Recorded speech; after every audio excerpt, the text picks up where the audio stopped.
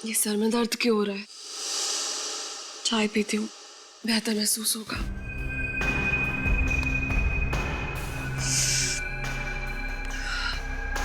रामू, चाय बनी क्या? जी मैडम, अभी लाता हूँ। रामू, थोड़ा जल्दी करो, मेरा सर बहुत भारी हो रहा है। लाता हूँ मैडम।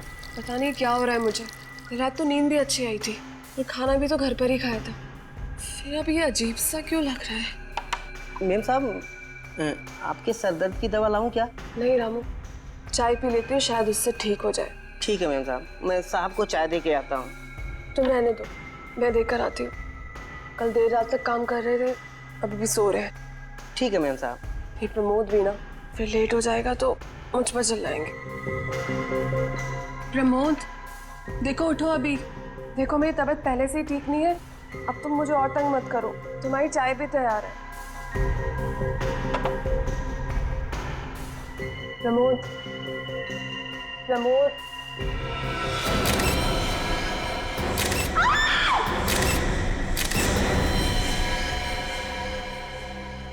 कैसे हो गया ये सब? मेम साहब, अपने आप को संभालिए, होनी को कौन टाल सकता है मेम साहब। लगता है काफी करीब से गोली मारी गई है छाती पे। और गोली लगते ही इसकी मौत हो गई, क्योंकि बेड से उतरने की भी कोशिश की हो, ऐसा देख के लगता तो नहीं है। कोई हाथापाई के निशान नहीं है। ऐसा लगता है कि जब खूनी ने गोली मारी तब ये गहरी नींद में सोए हुए थे। तुम इस घर के नौकर हो रामू? जी साहब। यही रहते हो? नहीं साहब, पास वाली बस्ती में रहता हूँ साहब। सुबह 7 बजे आता हूँ, घर का काम करता हूँ साहब, खाना बनाता हूँ और रात को 7 बजे चला जाता हूँ। अंदर कैसे आया तुम? साहब, मेरे पास घर की डुप्लीकेट चाबी है जो मेम साहब ने मुझे बना के दी है। उसी से साहब मैं दरवाजा खोल के अंदर आता हूँ, क्योंकि कभी कभी साहब और मेम साहब देर से उठते हैं। तो तुम्हारे पास इस घर की डुप्लीकेट चाबी भी है? जी साहब। तो जब तुम घर के अंदर दाखिल हुए तो कुछ अजीब दिखा घर के अंदर, या फिर घर के बाहर किसी को देखा जो गड़बड़ लगा हो?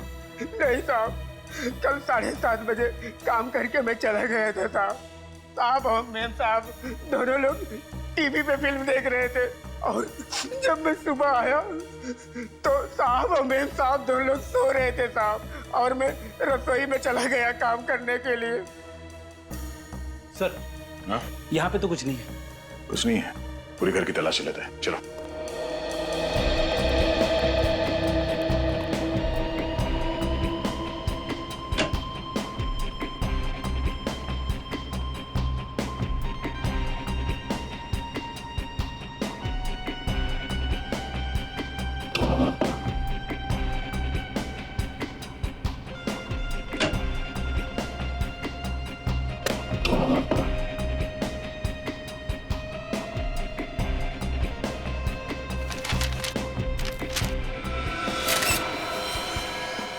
सर, हाँ बेटे।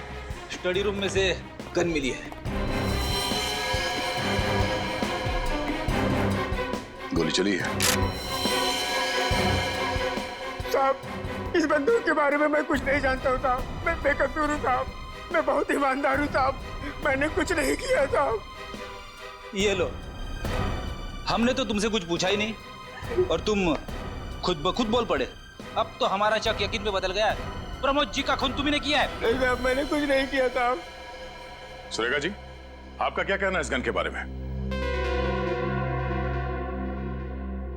सुरेखा जी, मैं आपसे पूछ रहा हूँ, आपने गोली चलने की आवाज सुनी थी?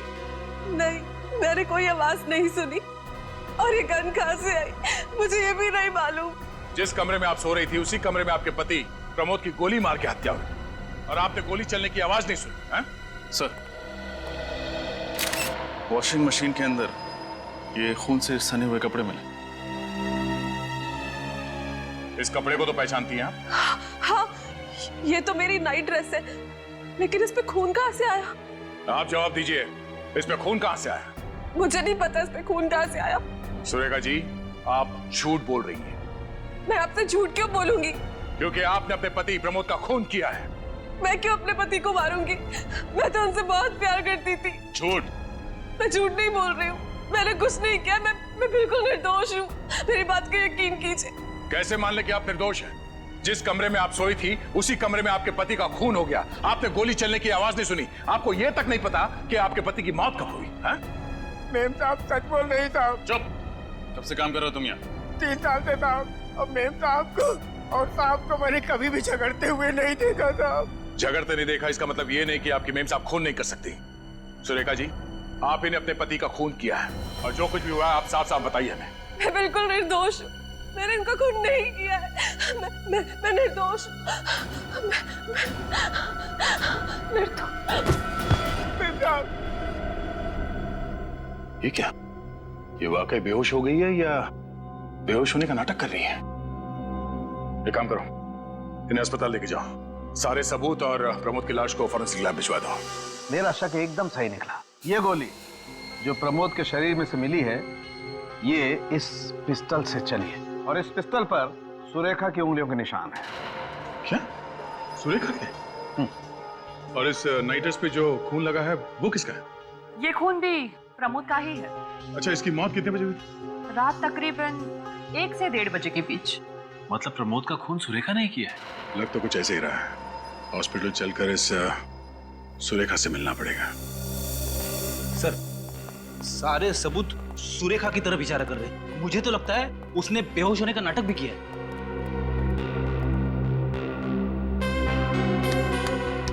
उठ, उठ। ये लो, ये तो सपनों की दुनिया में। इसे अभी हकीकत की दुनिया में ले आते हैं। उठो, उठो। ड्यूटी पर सोने का पगार मिलता है क्या तुम्हें? नहीं सर, इसे तो सपने देखने का पगार मिलता है। क्या है, आप लोगों को हॉस्पिटल में रात को चेकिंग करने का पगार मिलता है? एक तो चोरी, ऊपर से सीना चोरी। हाँ? चोरी? कौन सी चोरी? मैंने कौन सी चोरी की? काम चोरी की है तुमने। जाओ ना, क्यों दिमाग खराब करते हो? वैसे भी पेशेंट को मिलने का टाइम खत्म हो गया। चलो कल 5 से 7 के बीच में आना। चलो, good night. Good morning. CID? Surekha ji इसी कमरे में है? जी सर। चलो दिखा।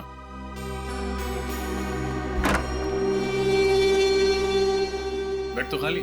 सुरेखा कहाँ? रात को 11 बजे चेकिंग के समय तो मेम साहब कमरे में थी। अचानक किधर गायब हो गई? जो सवाल हमें तुमसे पूछना चाहिए वही सवाल तुम हमसे पूछ रहे हो। सर, हमें इस पूरे हॉस्पिटल की अच्छी तरीके से छानबीन करनी पड़ेगी। आने के छानबीन तो करनी होगी। पूरा हॉस्पिटल छान मारो, देखो सुरेखा कहाँ।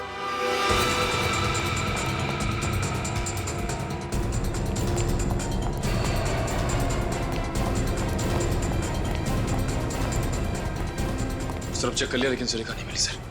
वहां पे भी नहीं है। कैसे हो गया ऐसे? कहाँ है सुरेखा?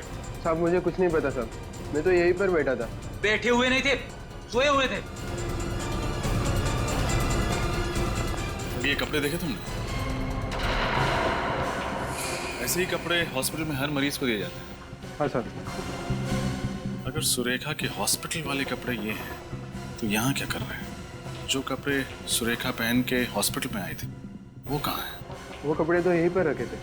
सुरेखा के हॉस्पिटल वाले कपड़े यहाँ और उसके पर्सनल कपड़े गायब। सुरेखा खुद के कपड़े पहन के रफू चक्कर हो गई सर। बिल्कुल सही कह रहे हो फ्रेडी। उसने बेहोश होने का नाटक किया ताकि हम उसे यहाँ हॉस्पिटल में भर्ती कराएं और मौका मिलते ही वो यहाँ से भाग जाए। सर, हो सकता है इस पूरे चक्कर में कोई और भी है जो सुरेखा का साथ दे रहा है। लेकिन कौन हो सकता है वो? कैसे पता चलेगा सर? इस पूरे हॉस्पिटल में लगे सीसीटीवी कैमरास की फुटेज देख के। चल। एक्सक्यूज मी, हमें पिछले 2-3 घंटे की सीसीटीवी फुटेज देखनी है। मगर आप लोग? हम लोग सीआईडी? 10 ये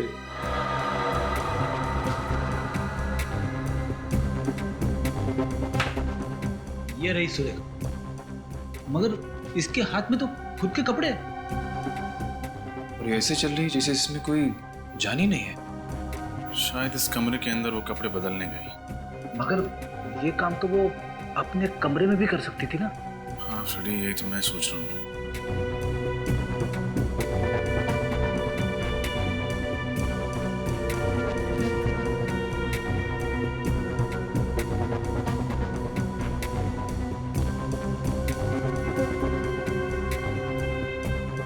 तो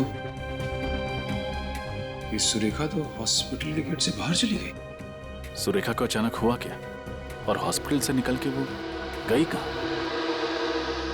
पता नहीं किसकी नजर लग गई हमारी बेटी की खुशियों पर। उसका तो हंसता खेलता परिवार उजड़ गया। आप चिंता मत कीजिए माँ, भगवान पर भरोसा रखिए, सब ठीक हो जाएगा। इस वक्त कौन आ गया होगा, मैं देखती हूँ।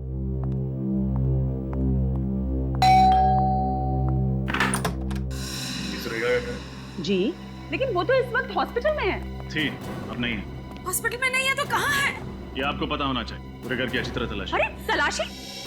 एक सेकंड, ऐसे कैसे आप तलाशी ले सकते हैं? आप लोग हैं कौन? CID। CID? मगर आपको तो मालूम है कि वो अपने पति प्रमोद की लाश को देखकर बेहोश हो गई थी। सब नाटक था, ताकि वो हॉस्पिटल में भर्ती हो सके और फिर हमारी आंखों में धूल झोंक कर वहां से भाग सके। लेकिन सुरेखा ऐसा करेगी क्यों? आप उस पर झूठा इल्जाम लगा रहे हैं। आप बहुत अच्छे से जानते हैं सुरेखा, आपकी तारीफ। सर, ये हमारी बहू है, अमेरिका से आई है अपने भाई की शादी के लिए। तो आप सुरेखा की भाभी हैं? जी। आपके पति मतलब कि सुरेखा के भाई आपके साथ आए हैं? जी, वो मेरे साथ नहीं आए, उन्हें कुछ जरूरी काम आ गया था, लेकिन अब वो फ्लाइट में बैठ चुके हैं, कल तक पहुंच जाएंगे।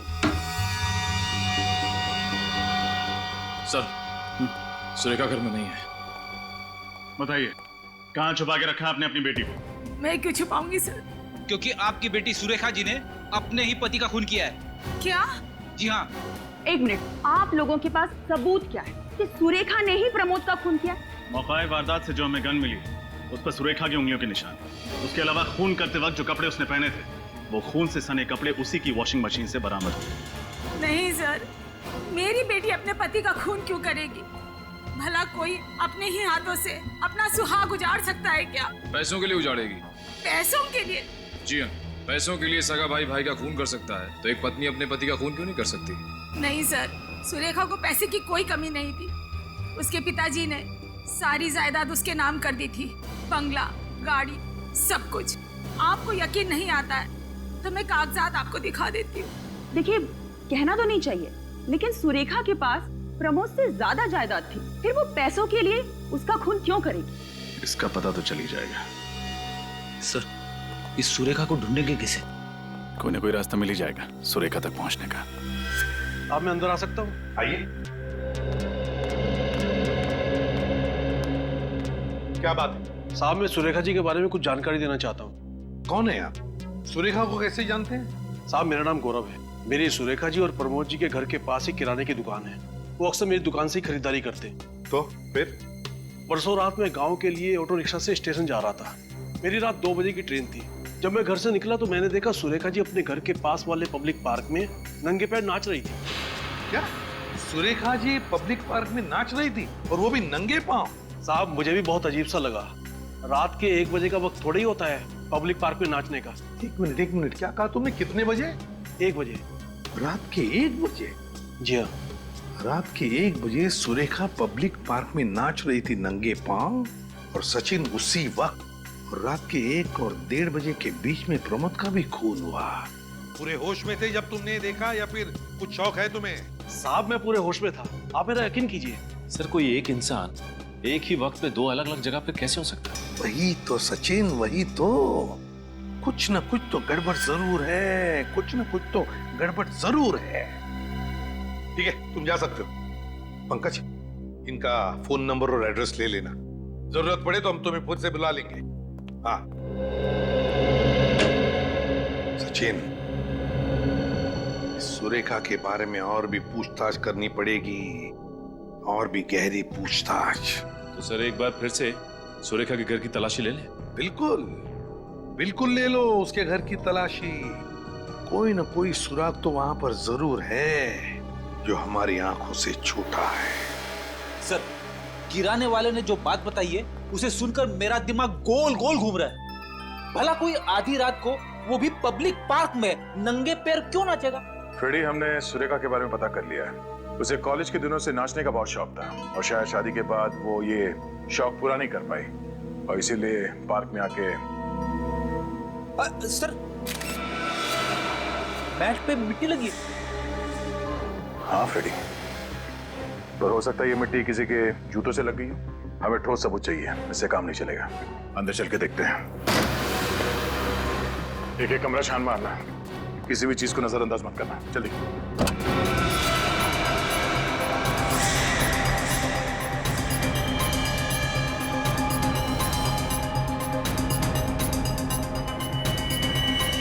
काला सलवार, सलवार में मिट्टी भी लगी हुई है। डॉक्टर सालुंके के हिसाब से प्रमोद की मौत रात 1 बजे के करीब हुई थी। और एक इंसान एक ही समय पे 2 जगह पे कैसे हो सकता है?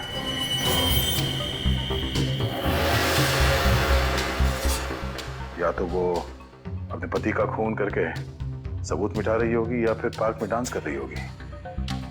अब ये क्या चक्कर है? सर, सुरेखा की मेडिकल फाइल मिली है। अच्छा, ये क्या? ये सुरेखा रात सोने से पहले सिस्टोपैम टैबलेट खाती थी। ये सिस्टोपैम क्या है? डॉक्टर सालुंके ही बताएंगे। डॉक्टर साहब, फिलहाल आप ये बताइए कि ये सिस्टोपैम नाम का जो टैबलेट है, ये किस चीज के लिए ली जाती है? हाँ, ठीक है सर। क्या हुआ? टैबलेट सिस्टोपैम एंटी डिप्रेसेंट है। मतलब सुरेखा को डिप्रेशन की बीमारी? पर ये बात सुरेखा की माताजी ने हमें क्यों नहीं बताई? सर कहीं ऐसा तो नहीं कि सुरेखा की माँ ने हमसे ये बात जानबूझ के छुपा के रखी हो? अब ये तो हमें ये डॉक्टर बताएंगे जिसने सुरेखा को ये दवाई प्रिस्क्राइब की थी, डॉक्टर जितेन। ये 2 गोलियां ले लीजिए, इससे तुम्हारी दिमागी दृश्य कम हो जाएंगे। मनसुख, इन्हें ले जाइए। आइए।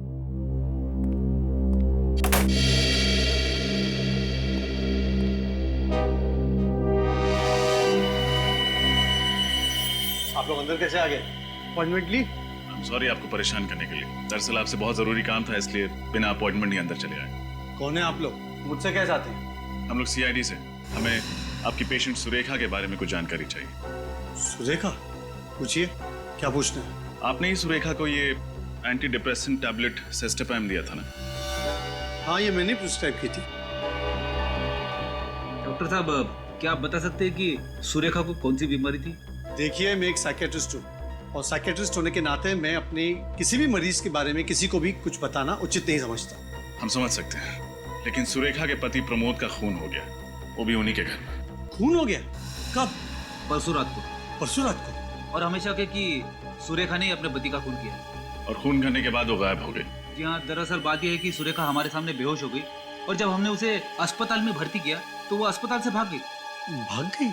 डॉक्टर साहब, अगर आप हमें बता देंगे कि सुरेखा को क्या बीमारी है तो हमें केस सॉल्व करने में आसानी होगी। देखिए, मैं कैसे... देखिए प्लीज, आप बताएंगे आपने उसे ये एंटी डिप्रेसेंट क्यों दी थी? क्या उसे किसी किस्म का डिप्रेशन था? जी, सुरेखा को डिप्रेशन नहीं था। सुरेखा को दरअसल नींद में चलने की बीमारी थी। नींद में चलने की बीमारी? जी। सर कहीं ऐसा तो नहीं कि सुरेखा ने नींद में ही अपने पति का खून कर दिया? डॉक्टर साहब, नींद में चलने वाला आदमी नींद में खून कर सकता है? वेल, हाँ भी और ना भी। मतलब क्या सुरेखा ने इससे पहले भी नींद में कोई अजीब सी हरकत की थी? प्रमोद ने मुझसे कहा था कि एक बार रात को वो जब उठा तो सुरेखा बिस्तर पे नहीं थी। पूरा घर छान मारने के बाद उसने देखा सुरेखा घर पर भी नहीं थी। फिर वो जब उसे ढूंढने के लिए बाहर निकले तो उसने देखा कि सुरेखा पब्लिक पार्क में नंगे पांव नाच रही थी। पब्लिक पार्क में नाच रही थी? जी। इसका मतलब सर किराने वाला सच बोल रहा था? उसे बचपन से नाचने का शौक भी तो था। ये मुमकिन है, क्योंकि इंसान अपने कॉन्शियस यानी सचेतन अवस्था में जो चीज पसंद करता है वही चीज वो अपने सबकॉन्शियस यानी अर्ध चेतन अवस्था में करता है, भले वो नींद में क्यों ना हो। लेकिन डॉक्टर साहब, नींद में कोई किसी का खून कर सकता है? वेल, इस संभावना को नकारना नहीं जा सकता, क्योंकि कुछ साल पहले अमेरिका में एक ऐसा केस हुआ था जहाँ पे एक आदमी ने अपने भाई का खून कर लिया और कोर्ट में यह साबित हुआ कि वो अपने भाई से बेहद नफरत करता था। इसलिए उसने अपने भाई को अपने सबकॉन्शियस यानी अर्ध चेतन अवस्था में मार डाला। लेकिन सर सुरेखा की बातों से तो ऐसा लग रहा था कि वो अपने पति से बहुत प्यार करती थी। समझ में नहीं आ रहा। डॉक्टर साहब, जहां तक मुझे पता है अर्ध चेतन अवस्था में कोई आदमी चीजों को छुपाएगा नहीं। Am I right? ठीक कह रहे हैं आप। अजीब बात है, हमें गन मिली कचरे के डब्बे में बहुत सारे कागजों के नीचे छुपाई हुई, और खून से सना हुआ नाइट ड्रेस मिला, वो भी वॉशिंग मशीन के अंदर बहुत सारे कपड़ों के नीचे छुपाया हुआ। और सर किराने वाले के हिसाब से तो जब प्रमोद का खून हुआ तब तो सुरेखा पब्लिक पार्क में नाच रही थी। वही तो, एक ही आदमी एक ही समय पर दो जगह पर कैसे हो सकता है? अजीब चक्कर है।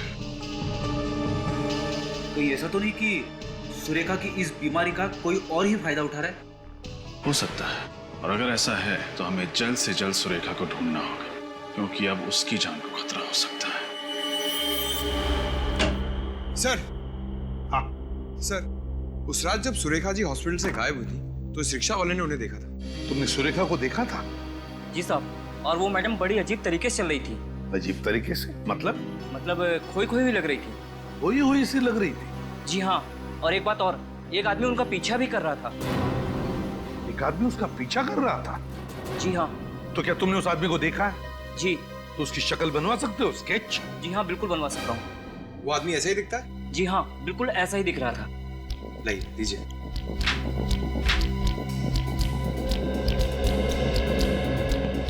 सर, हाँ, ये लीजिए स्केच।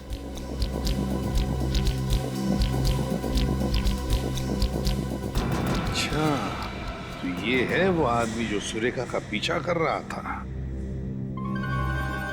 रेडी? क्या हुआ? कुछ नहीं सर। सर, इस आदमी को मैंने कहीं देखा है। तुमने देखा इस आदमी को? हाँ सर। कहाँ पर? याद करो, याद करके बताओ।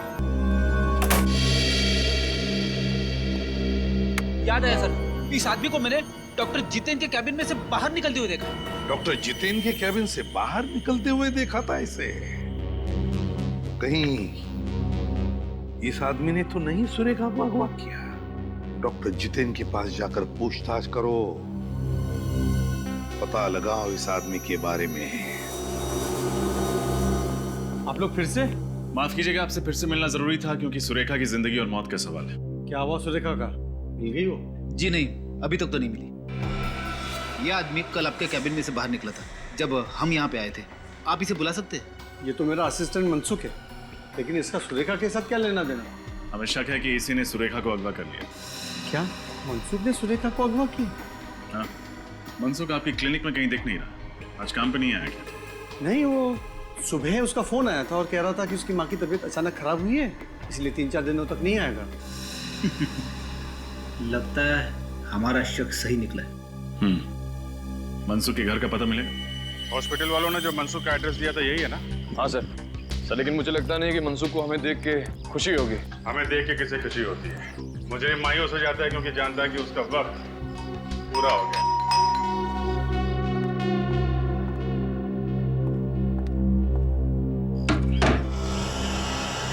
मनसुख है घर में? नहीं। आपसे कितने पैसे उधार लिए उसने? अरे वाह, इतनी ईमानदारी, वो भी आज के जमाने में। कमाल है। ईमानदारी नहीं सर, मजबूरी कहिए इसे। कैसी मजबूरी? वैसे आप लोग कौन हो? सीआईडी। सीआईडी? सीआईडी से भी मनसुख ने उधार ले लिया। सीआईडी को उल्लू बना के पैसे निकालना मुश्किल ही नहीं, नामुमकिन है। वैसे हम लोग पैसे मांगने नहीं, मनसुख के बारे में पूछताछ करने आए। पूछताछ करें? ये मनसुख सबसे पैसे उधार लेता है क्या? गली का भिखारी रह गया था, वरना वो तो उससे भी उधार ले लेता। मैं तो उसकी आदत से परेशान हो गई हूँ सर। वो खुद तो अस्पताल में पड़ा रहता है दिन भर, और उसके पीछे उसके लेनदारों को जवाब मुझे देना होता है। वैसे मनसुख की माँ की तबीयत कैसी है? मनसुख की माँ की तबीयत? हाँ, यही कहते उसने हॉस्पिटल से छुट्टी ली। हे भगवान, इस हद तक गिर गया मनसुख। कहना क्या चाहती, साफ साफ बताइए। जी, मनसुख की माँ की मौत तो 2 साल पहले ही हो गई थी। हाँ? फिर उसने झूठ क्यों बोला? पता नहीं क्यों, वो तो मुझसे भी झूठ बोलकर ही गया होगा। आपसे क्या बोला? कहाँ जा रहा है? वो कल दोपहर को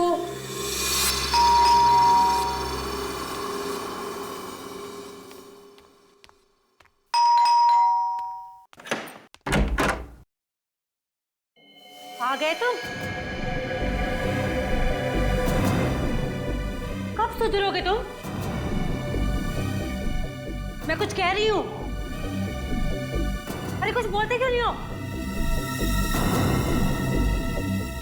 और ये तुम्हारे हाथ में क्या है? अरे छोड़ो तो यहाँ छोड़ो।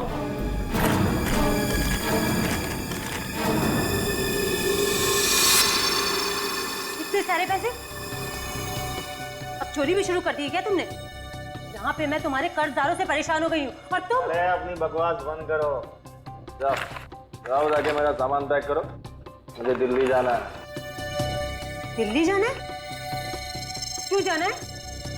अरे हॉस्पिटल का कुछ सामान खरीदना है। ये वैसे मुझे डॉक्टर साहब ने दिए। अब जाओ ना, जाओ जल्दी करो, जाओ। हॉस्पिटल से कह के गया कि माँ की तबीयत खराब है। इनसे बोल के गया कि दिल्ली जा रहा है हॉस्पिटल का सामान लाने। सर मुझे लगता है सुरेखा और प्रमोद के केस में जरूर इस मनसुख का हाथ है। हाँ सर, इस केस से मनसुख का कुछ न कुछ तो कनेक्शन जरूर है। ये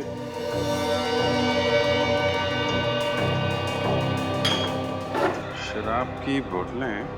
इस मनसुख को शराब पीने की आदत है क्या? जी सर, जब तक 2 बोतल देसी दारू न पी ले उसे नींद ही नहीं आती है। अपनी सारी कमाई वो दारू में ही उड़ा देता है। यहाँ तक कि मेरे पिताजी ने उसकी नौकरी लगवाई कलकत्ता में, उसने जाने से मना कर दिया। मना कर दिया? क्यों? क्योंकि उसकी मनपसंद देसी दारू यही मिलती, मुंबई में। सर सुरेखा को अगवा करके जो पैसे मनसुख को मिले हैं वो पैसे उसने देशी दारू पे ही उड़ाए होंगे। फ्रेडी, देशी दारू? हाँ सर, मुंबई में जितने भी देसी दारू के अड्डे हैं वहीं पे जाना पड़ेगा। जाना तो पड़ेगा, मगर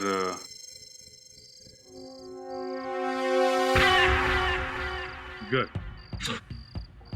अच्छा, याद है ना तुम्हें क्या करना है? हाँ, मनसुख के बारे में पूछताछ करनी है। Very good. और अगर कोई पूछे कि तुम कौन हो तो यही कि मैं एक सीआईडी ऑफिसर फ्रेडी हूँ।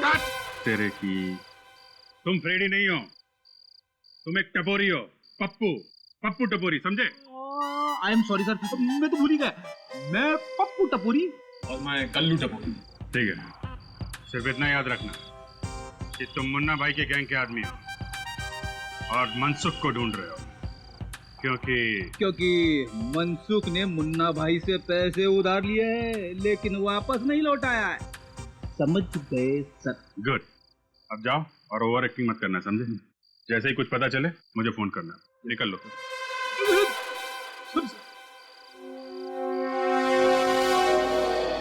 आई सुन, इस अंदर को कोई जानता है? भाई साहब, इसे देखा है क्या? ये अपन के एरिया का नहीं है। ध्यान से देख, पहचानेगा तो माल मिलेगा ना। अरे ठीक से देखो ना। तुम भी देखो ना। अरे बाबा, बोला ना, आपने पी रखी है क्या? आदमी का टुकड़ा कोई जानते हो क्या? हाँ, आपको बोल रहा हूँ। अरे पी तुमने रखी है? नहीं पहचानता, जाओ यहाँ से। और वो उधर चेक कर लिया लेकिन कुछ पता नहीं चला। मुझे भी कुछ नहीं मिला है, ना मनसुख फंसुख कुछ नहीं है। एक बार बचता है, रोशनी बात। वहीं पे चल के मनसुख पे रोशनी डालते। चलो।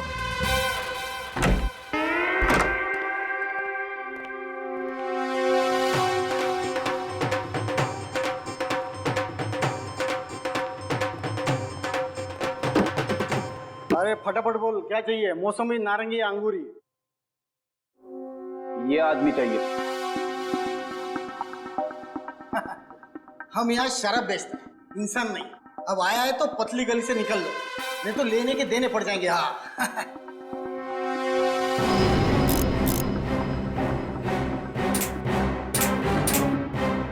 एक गोली शरीर के अंदर जाएगा और तुम 4 कंधे पे इधर से बाहर जाएगा। कौन है आप लोग? अपन पप्पू टपोरी और ये कल्लू टपोरी, मुन्ना भाई के पंटर है दोनों। मुन्ना भाई? पहली बार नाम सुना है मैंने। बड़ा डेंजर आदमी है, लोग उसका नाम लेने से डरते हैं। कोई उसका नाम लेगा नहीं तो तुम सुनेगा कैसे? अच्छा अच्छा, ऐसा है क्या? अब चल फटाफट बता, मनसुख पिछले 10 घंटे में इधर आया था कि नहीं आया था? देख, उसने मुन्ना भाई से पैसे उधार लिए और फिर गायब हो गया, समझा? देख, अगर तुम अपन को बताएगा कि मनसुख किस कोने में गिरा पड़ा है तो अपन तेरे को मालामाल कर देगा। सचमुच? तुम अपन को इनाम देगा तो अपन तुम्हारा काम क्यों नहीं करेगा? फटाफट बता, मनसुख किधर है? कल रात को मनसुख इधर आया था। हाँ, फुल 2,000 रुपया। और रहने के लिए एक कमरा मांगा। अपन ने सिर्फ 500 रुपए में उसको पीछे वाला खोली दिया सोने के वास्ते। अब चल फटाफट दिखा उसका खोली किधर है। अपना धंधे का टाइम है ना, अपन अभी नहीं आ सकता है।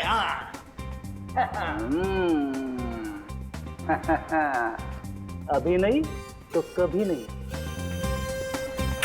वाह, वो नहीं तो हो गया। आइए दिखाता हूं मैं आपको। नारंगी, मौसम्बी, कुछ भी पिला दे, सोडा नहीं तो पानी पिला दे। ना ना ना, ना सोडा ना पानी, अपन को तो सिर्फ दारू पिला दे। आज तो अपन फटे तक दारू पिएगा। बहुत सारा माल है अपने पास, बहुत सारा। ओ नहीं,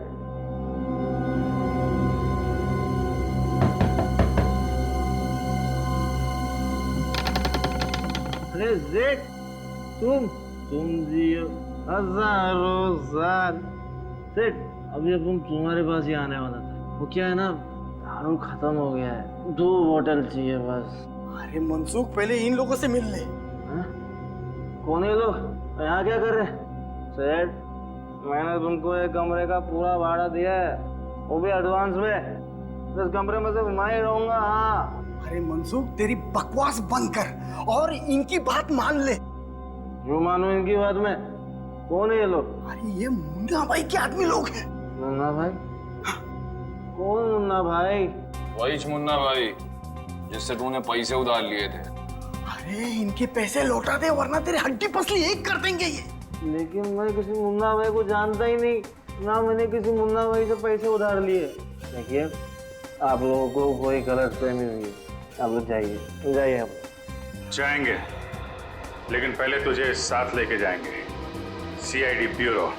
सीआईडी? आप लोग सीआईडी से? हे भगवान, कहाँ फंस गया मैं? लोगों को दारू पिला के उनके घर बर्बाद करते हो, तुम्हारा तो भविष्य हम बर्बाद करेंगे।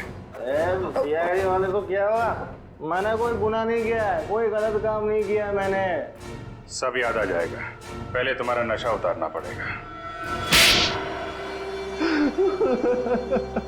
सुरेखा को किडनैप किया, उसके पति का खून किया तूने? नहीं सर, तो प्रमोद के खून से मेरा कोई लेना देना नहीं है सर। मैं कसम खाकर कह रहा हूँ, मुझे इस बारे में कुछ नहीं पता सर। अच्छा, तो जब सुरेखा हॉस्पिटल से बाहर गई तब तुमने उसका पीछा क्यों किया? सर, सुरेखा को नींद में चलने की बीमारी थी। उन्हें पता था कि वो रात को नींद में चलकर हॉस्पिटल से बाहर आएगी, इसलिए उन्होंने मुझे पीछा करने को कहा सर। किसने? कौन था वो आदमी? सर, करीब 25-27 साल का आदमी था। उसका कद छोटा था सर। नाम? मुझे उसका नाम नहीं पता सर। सर, उसने मुझसे कहा कि वो सुरेखा का दोस्त है और वो सुरेखा की सुरक्षा की चिंता करता है सर। तो तुमने ये काम उसकी मदद के लिए किया है?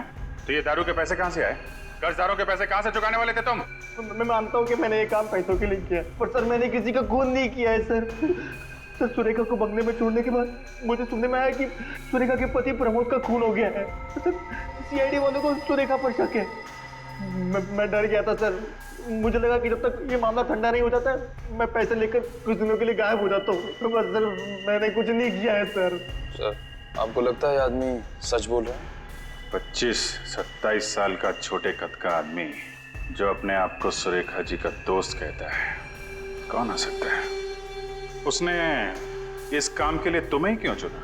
क्योंकि सर, मैं साइकोलॉजिस्ट डॉक्टर जितिन की क्लिनिक में कई सालों से काम कर रहा हूँ। मुझे मालूम था कि सुरेखा उनकी पेशेंट है। मैं उनकी बीमारी से अच्छी तरह से वाकिफ था और सर वो मुझे पहचानती थी, इसलिए मुझे पता था कि जब वो जागेगी वो मुझे देखकर चौंकेगी नहीं। क्या मतलब है तुम्हारा? दरअसल सर, ऐसे मरीज नींद में कहीं भी चले जाते हैं और जागने के बाद अगर वो अपने आप को किसी अनजान जगह या अनजान लोगों के बीच पाते तो बौखला जाते हैं सर वो। और सुरेखा मुझे जानती थी, इसलिए मुझे पता था कि ऐसी कोई तकलीफ नहीं होगी सर। इस वक्त सुरेखा कहाँ है? सर, मुझे नहीं पता, मुझे कुछ नहीं पता सर। सर, उस आदमी ने मुझे कहा कि सुरेखा जी जब जाग जाए तो उसे समझा बुझाकर एक बंगले में छोड़कर आना। सर, उसके बाद क्या हुआ मुझे कुछ नहीं पता सर, मैं सच कह रहा हूँ। सर, कहीं सुरेखा अभी भी उस बंगले में तो नहीं है? कहाँ है वो बंगलो जहाँ तुमने सुरेखा को छोड़ा था?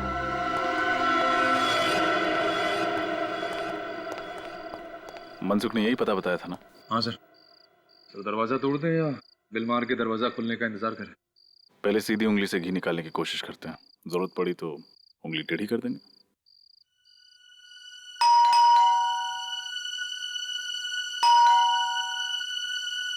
दरवाजा तो खुल नहीं रहा है, उंगली टेढ़ी करे। लेकिन दरवाजा तोड़ेंगे नहीं, कोई और रास्ता ढूंढते हैं अंदर घुसने का।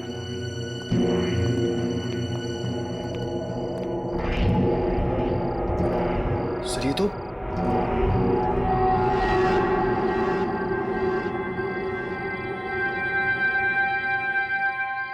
ये तो सुरेखा है।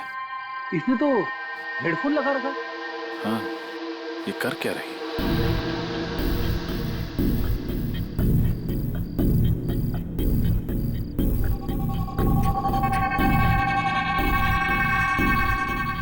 सर ये तो पंखे पे लटकने की तैयारी कर रही है। अंदर चलो। सुरेखा, सुरेखा उठो। ठीक है, पानी लाओ। मैं सुरेखा हूँ। मैं गले में फांसी का फंदा डालकर आत्महत्या करना चाहती हूँ। सुरेखा, सुरेखा होश में आओ, उठो।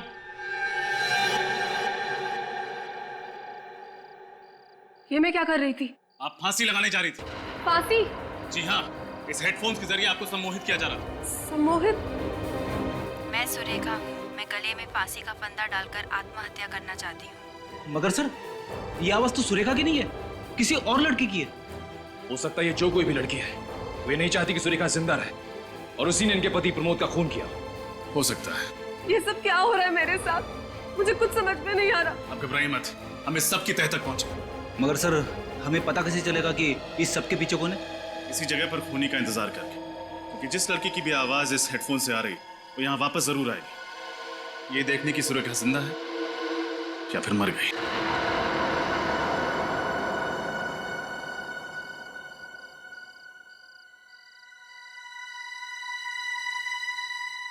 2 घंटे हो गए सर, अभी तक तो कोई नहीं आया। सब्र करो फ्रेडी, सब्र का फल मीठा होता है। सब मेरे साथ ही क्यों होता है? संभालिए अपने आप को सुरेखा।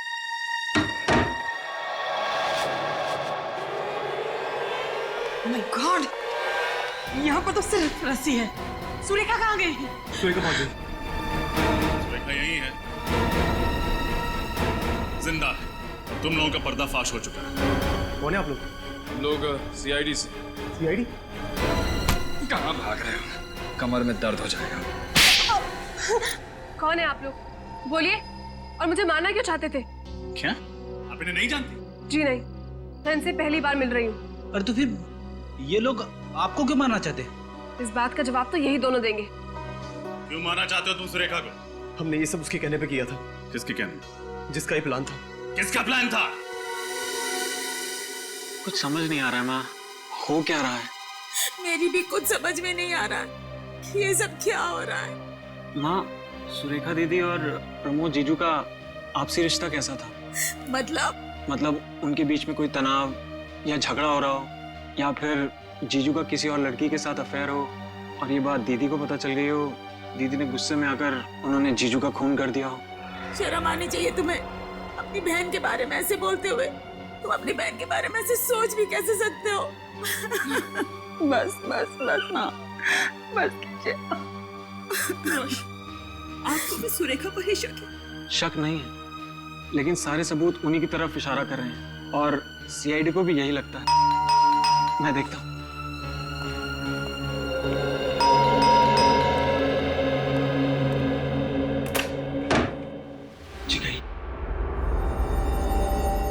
मैं सीआईडी से। आप कौन?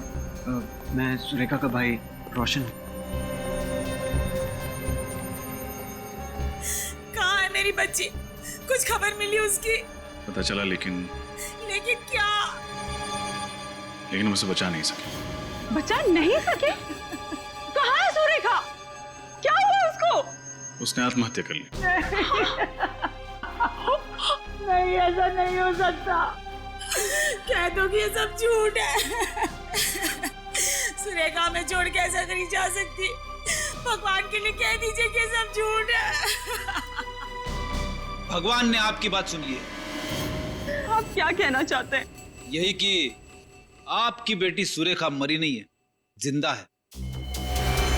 सुरेखा जी।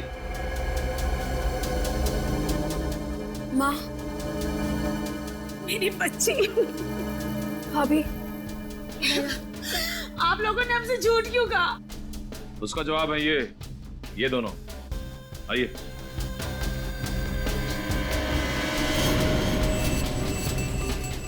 भैया,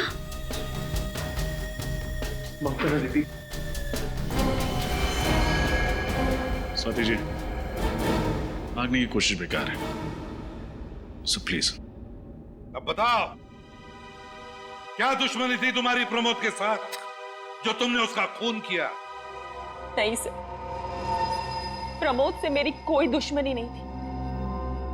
मुझे तो परेशानी उस सुरेखा से थी। परेशानी? वो भी सुरेखा से? सुरेखा तो तुम्हारे पति की बहन है ना?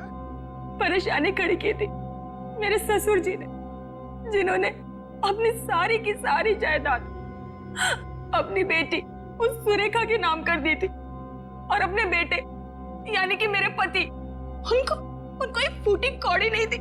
जो बात मेरे बर्दाश्त के बिल्कुल बाहर थी। मगर प्रमोद ने क्या बिगाड़ा था तुम्हारा? उसका खून क्यों किया? क्योंकि मैं एक तीर से दो शिकार करना चाहती थी। एक तो प्रमोद का खून और दूसरा उसका इल्जाम सुरेखा पर। इससे सारा का सारा पैसा मेरे पति का हो जाती, सारी की सारी जायदाद मेरे पति को मिल जाती। और सुरेखा को नींद में चलने की बीमारी है, ये बात तुम्हें कैसे पता चली? मेरी होने वाली भाभी प्रिया, ये उसी हॉस्पिटल में काम करती थी जहां पर सुरेखा का इलाज चल रहा था। किसी ने उसे वहां देखा था और मुझे तुरंत बताया। मैंने ही इससे सुरेखा की बीमारी के बारे में और पता करने के लिए कहा था। वाह रे वाह प्रिया, वाह, अच्छा साथ दिया तुमने। और जैसे ही तुम्हें सुरेखा की बीमारी के बारे में पता चल गया, तुम्हारे दिमाग में वो घिनौना प्लान आ गया है ना? हाँ, मैंने इंतजार किया उस रात का, जब सुरेखा नींद में चलते चलते सामने के पब्लिक पार्क में जाकर नंगे पांव नाचने लगे। फिर मैंने प्रिया और राजेंद्र की मदद लेकर प्रमोद का खून करवा दिया। प्रमोद पर गोली किसने चलाई? गोली राजेंद्र ने चलाई थी। तो फिर सुरेखा के उंगलियों के निशान पिस्तौल पे कैसे आए? मैं अच्छे से जानती थी कि सुरेखा जब नींद की अवस्था में चलते चलते बाहर जाएगी तो वो कपड़े जरूर बदलेगी, इसलिए मैंने उसके कपड़ों के ऊपर पिस्तौल रख दी थी। और उसने वही किया जो मैं चाहती थी। उसने कपड़ों के ऊपर से पिस्तौल उठाई और उसकी उंगलियों के निशान उस पर आ गए। सब कुछ प्लान के मुताबिक चल रहा था, यहाँ तक कि सुरेखा की आत्महत्या का प्लान भी। पर पता नहीं आप लोग कहाँ से आ गए और सारा प्लान चौपट हो गया। चौपट तो तुम तीनों की जिंदगी हो गई। जिस दिन हम तुम्हारे प्लान के बारे में सब कुछ समझ गए, बस तुम्हारे मुंह से सुनना चाहते थे। अब शायद तुम तीनों को फांसी ही होगी। तब तक जेल की सलाखों के पीछे सड़ते बैठना